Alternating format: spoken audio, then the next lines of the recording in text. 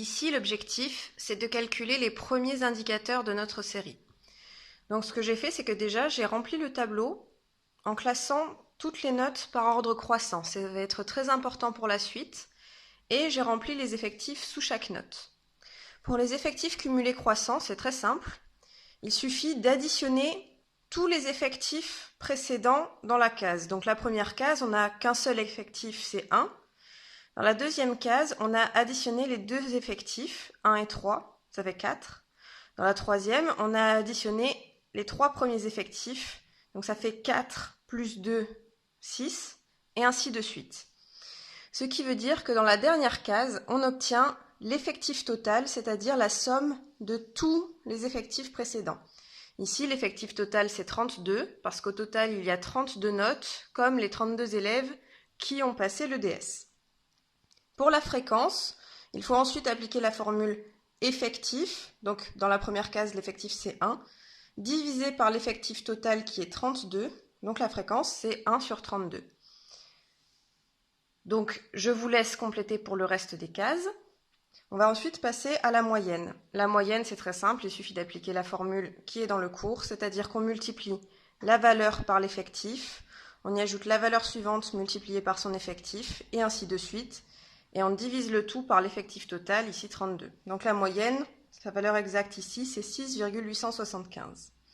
Pour la variance, il faut aussi tout simplement appliquer la formule qui est un petit peu plus compliquée. On verra dans une prochaine vidéo comment le faire sur calculatrice.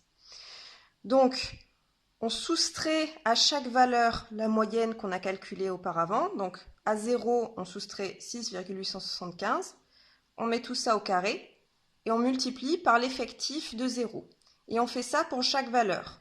Donc pour 1, on soustrait à 1 6,875, on met au carré et on multiplie par l'effectif de 1, c'est 3.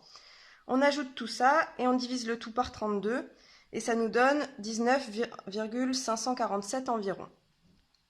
Alors l'intérêt de cette variance, c'est tout simplement de pouvoir calculer l'écart type, parce que l'écart type, c'est la racine carrée de la variance.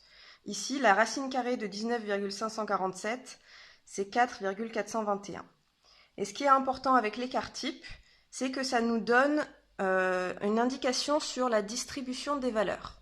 C'est-à-dire que comme on a calculé la moyenne, on sait que les valeurs en moyenne, ça vaut 6,875.